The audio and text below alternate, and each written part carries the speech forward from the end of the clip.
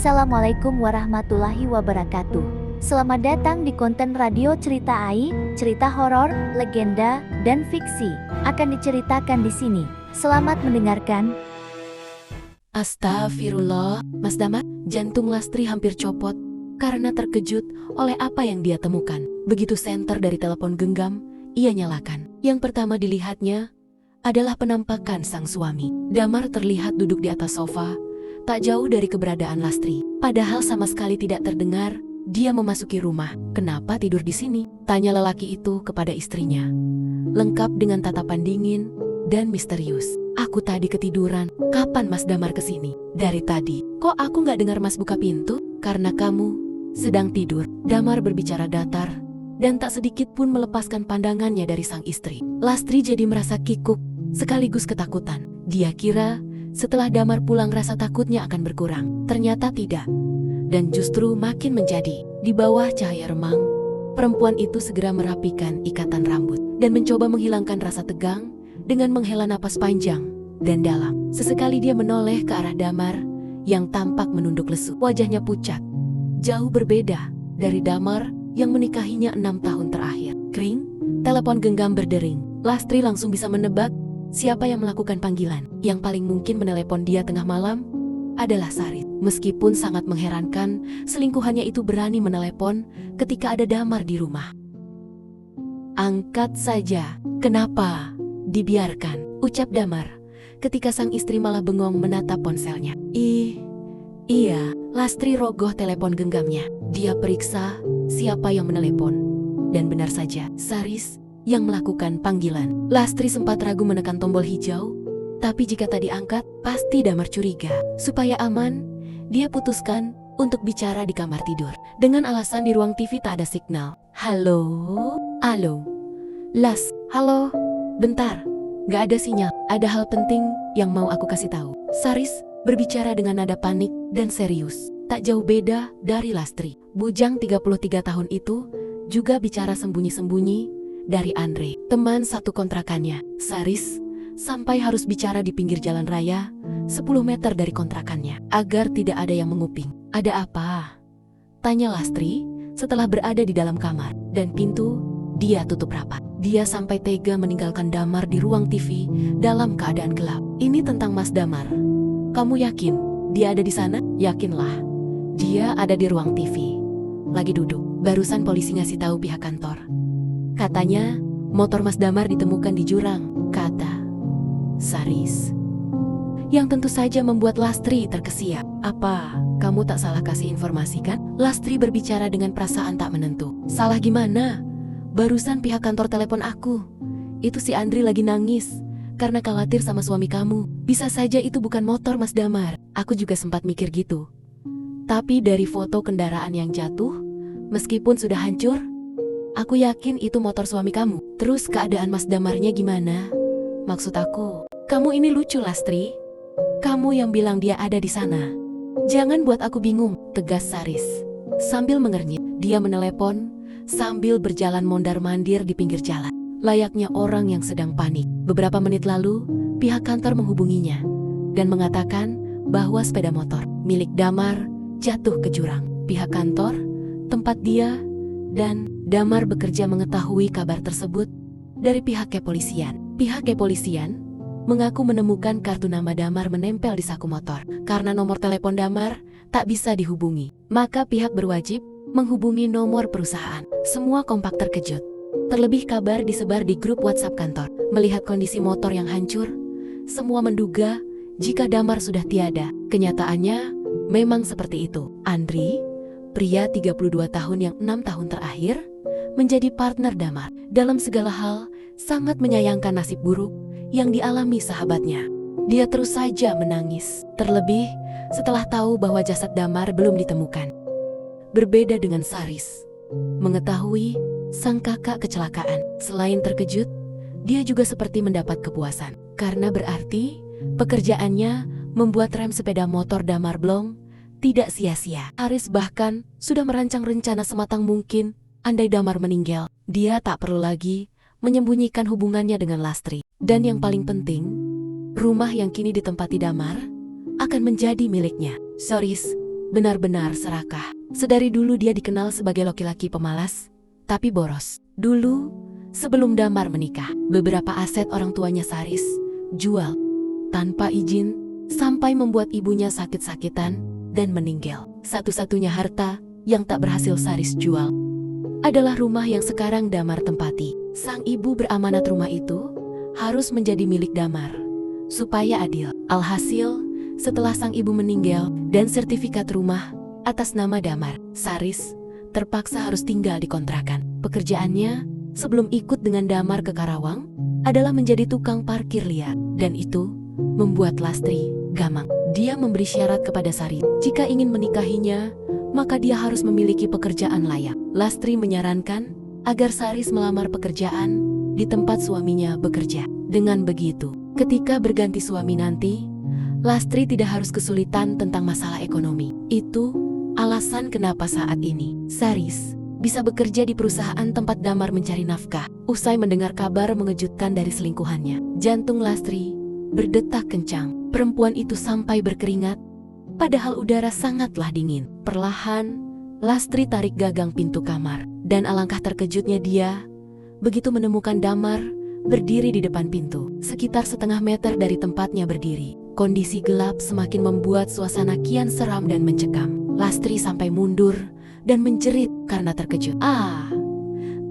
Kamu takut, Las? Tanya Damar dengan suara dan ekspresi datar. Lastri spontan membelalak dan mengarahkan lampu senter ke wajah lelaki tersebut. Jangan tanya bagaimana perasaan Lastri begitu bertatapan dengan Damar. Saat itu, nyawanya hampir melayang setengah. Dia ketakutan setengah mati sampai memutuskan lari ke ruang depan. Mau kemana, Las? Jangan ikutin aku, ujar perempuan itu ketika Damar melangkah mengikutinya. Beruntung, Damar berbalik ke kamar tidur dan masuk ke dalam. Lastri jadi punya kesempatan untuk bernapas dan berpikir jernih. Dia mundur perlahan ke ruang depan sambil memegangi telepon genggam. Setelah berada di ruang depan, Lastri duduk di atas sofa, kemudian melap keringat yang bercucuran. Bukan hanya bagian hidung dan dahinya yang basah, bagian punggung juga. Bagaimana tidak, Lastri terus teringat pada keterangan Saris tentang sepeda motor suaminya. Kalau sepeda motor Mas Damar jatuh ke jurang, bagaimana bisa dia pulang ke sini? Batin Lastri dengan lutut gemetaran. Dia ketakutan setengah mati, tapi tak berani pergi kemana-mana. Di luar sangat gelap. Selain mati lampu, malam juga sudah sangat larut. Ketika dicek, ternyata sudah pukul 1:30 pagi. Malam itu, Lastri tak bisa tidur. Dia sudah mencoba berbaring di atas sofa demi menghilangkan rasa takutnya, tapi tak kunjung terpejam. Di Karawang sana, Saris duduk melamun, menyender ke dinding dengan posisi kaki bersila. Dia tampak kebingungan, bertanya-tanya kenapa Damar bisa pulang, padahal sepeda motornya jatuh ke jurang. Sesuatu di luar nalar itu lalu dia hubungkan dengan cincin pemberian ibunya sebelum berpulang. Bisa-bisanya Saris menghubungkan apa yang terjadi kepada Damar dengan benda berupa jimat. Sebelum meninggal, ibunya sempat memberikan cincin bermata merah delima kepada Damar. Saris yakin cincin tersebut bersifat magic dan bisa saja membuat Damar selamat dari kecelakaan tersebut. Keterangan Lastri semakin memperkuat dugaannya. Sebenarnya yang ada sama si Lastri Mas Damar asli atau arwahnya? Saris bergumam. Di saat bersamaan, Andri muncul dari ruang dapur. Pria satu anak itu baru selesai membasuh wajah usai menangisi Damar. Gimana? Istri Damar sudah kamu telepon? Tanya Andri. Saris yang saat itu sedang fokus melamun terkesiap. Sudah, jawabnya singkat. Dia pasti sangat hancur tahu suaminya kecelakaan. Ada keluarga yang kira-kira menguatkan dia kan? Iya, kamu juga pasti sedih ya, Riz? Yang sabar, kita berdoa saja. Semoga jasad Damar segera ditemukan, kata Andri. Dia mengira alasan Saris melamun karena berduka atas musibah yang dialami kakaknya. Tok, tok, tok, pintu kontrakan ada yang mengetuk. Saris dan Andri spontan menoleh. Pikiran mereka langsung tertuju pada hal yang sama. Keduanya menduga jika yang mengetuk pintu adalah arwah Damar yang berkeliaran gara-gara jasadnya belum ditemukan. Baik Andri maupun Saris, tak ada yang berani maju membuka kunci. Mereka sama-sama penakut. Baru setelah terdengar panggilan dari luar, Andri berjalan membuka pintu. Dri, kamu ada di dalam? Oh alah, Aku kira siapa Mir? Andri bisa bernapas lega. Karena ternyata yang mengetuk pintu dan memanggilnya adalah Amir, teman satu pekerjaan yang mengontrak tak jauh dari tempat dia tinggal. Aku kaget banget baca pesan grup Dri. Kamu sudah baca? Tanya Amir yang juga bekerja satu perusahaan dengan Damar. Dia baru bangun tidur dan langsung membaca pesan grup yang terpantau ramai. Alangkah terkejutnya Amir ketika tahu Damar mengalami kecelakaan. Baginya, meski tak tinggal satu kontrakan, Damar sudah seperti saudara sendiri. Dia sangat baik dan tak pernah punya masalah dengan siapapun. Sudah Mir, aku juga kaget banget. Ayo, masuk. Andri mempersilahkan temannya masuk ke dalam kontrakan. Lalu pintu buru-buru dia tutup. Angin malam yang berembus kencang membuatnya menggigil sekaligus merinding. Keluarganya sudah diberi kabar belum ya? Tanya Amir setelah duduk di atas tikar, tak jauh dari Andri dan Saris. Katanya sudah Saris telepon. Kasihan istrinya. Dia pasti syok begitu tahu Mas Damar mendapatkan musibah, kata Andri. Sambil merogoh rokok, korek api dia nyalakan, tapi tak kunjung menyala. Gak kebayang ya, mana mereka belum punya keturunan. Semoga istri dan keluarga yang ditinggalkan diberi ketabahan, ucap Amir. Saris sendiri tak banyak bicara. Dia duduk menyender ke dinding sambil memegangi lutut, seolah sedang sangat berduka. Aku jadi keinget sama kejadian aneh kemarin pagi. Seperti ada yang manggil dan suaranya mirip Mas Damar. Apa itu memang Mas Damar ya? Tutur Andri dengan bulu kuduk yang meremang. Dia sampai menggeser badan mendekat ke arah kawannya karena ngeri. Seperti diketahui, kemarin pagi sebelum berangkat kerja, terdengar suara seseorang yang memanggilnya dari dalam kontrakan. Tapi setelah dicek, tidak ada siapa-siapa. Setelah tahu Damar kecelakaan, Andri mulai menduga jika yang memanggilnya adalah arwah Damar. Bisa jadi itu. Kasihan si Damar. Dia pasti kedinginan di bawah sana. Mana hujan turun tiap hari, kata Amir. Dia tak henti-hentinya membayangkan apa yang terjadi kepada Damar setelah mengalami kecelakaan. Katanya, hari ini Badan SAR akan turun lagi ke bawah untuk melakukan pencarian. Semoga saja jasadnya segera ditemukan, ucap Andri. Malam itu, dia dan Amir tidak tidur. Hingga menjelang pagi, keduanya mengobrol sambil tak henti menghisap rokok demi menghilangkan tegang. Saris sendiri malah tertidur nyenyak di atas kasur lantai. Sampai-sampai mendengkur. Di dalam tidurnya, pemuda berperawakan tinggi besar itu mimpi bertemu dengan Damar. Tapi mereka tidak berbincang ataupun bertatap muka. Saris mendapati sang kakak sedang berkumpul dengan ayah dan ibunya yang sudah lama meninggal dunia. Di dalam mimpi, Saris seperti terjebak di sebuah ruangan dan tak bisa keluar. Sementara Damar dan orang tuanya tampak bahagia seperti keluarga yang baru kembali bertemu. Di mana?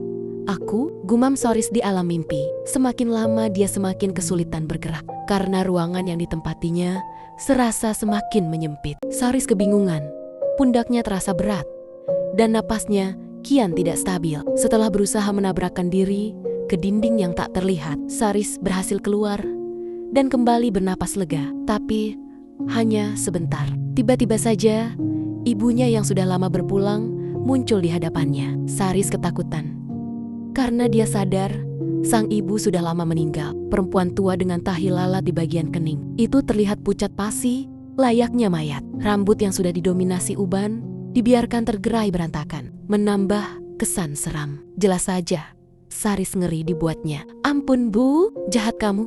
Sorry, kamu tega pada kakak kamu sendiri, kata ibu Saris sambil mengangkat tongkat berniat memukulkannya. Ampun, kenapa kamu Saris? Mimpi buruk. Rupanya kengerian Saris di alam mimpi membuat dia mengigau. Amir dan Andri yang duduk di dekatnya segera membangunkan pemuda tersebut.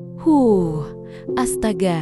Setelah tersadar, Saris membuka matanya lebar-lebar dan segera bangkit. Jantung lelaki berpostur tinggi itu berdetak sangat cepat. Dahinya juga berkeringat. Minum. Amir sigap menyerahkan air mineral kemasan gelas yang tergeletak di atas tikar. Mimpi apa, Riz? Tanya Andri. Mimpi seram, sahut Saris selesai minum. Masih dengan ekspresi tegang dan berkeringat. Dia merasa mimpi yang dialaminya sangatlah nyata. Andri dan Amir saling melirik. Mereka yakin mimpi Saris ada hubungannya dengan kematian kakaknya. Kamu Mimpi ketemu Damar, tanya Amir. Mau tak mau, Saris mengiyakan. Iya, gimana? Dia ngomong sesuatu nggak? Enggak, harusnya dia ngasih petunjuk di mana dia sekarang. Biar tim SAR gampang nyari. Duh, Damar, ungkap Amir, seraya menaruh puntung rokok ke dalam asbak. Harusnya sebagai adik kamu ngaji, Riz. Doakan kakak kamu supaya cepat ditemukan, bukan malah tidur.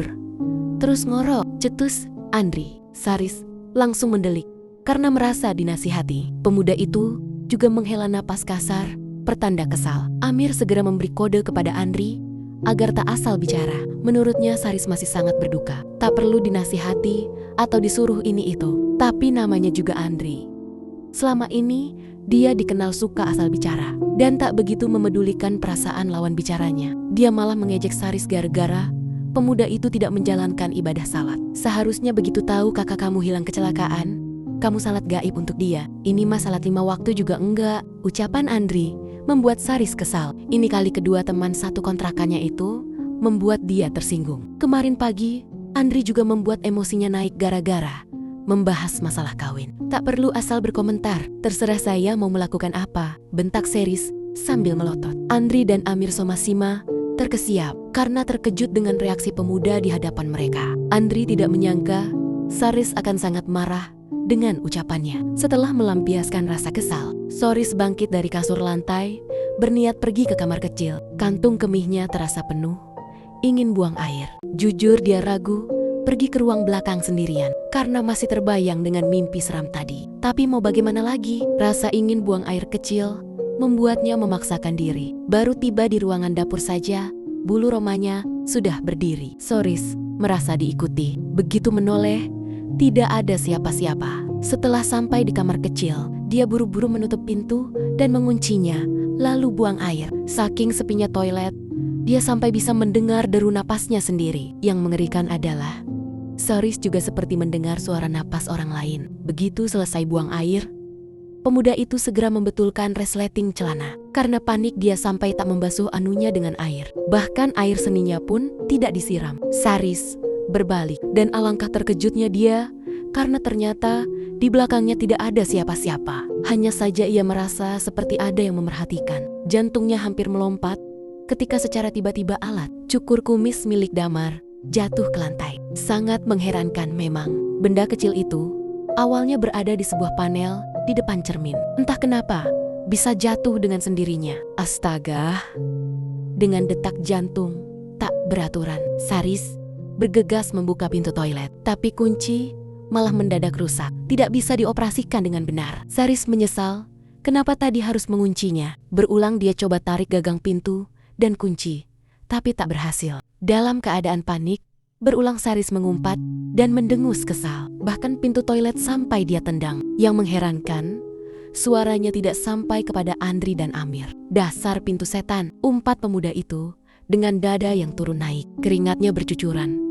Padahal udara malam sangatlah dingin. Sudah begitu dia berada di kamar mandi. Di dalam sana, selepas Saris pergi ke kamar mandi, Amir berusaha mengingatkan Andri agar tak lagi asal bicara.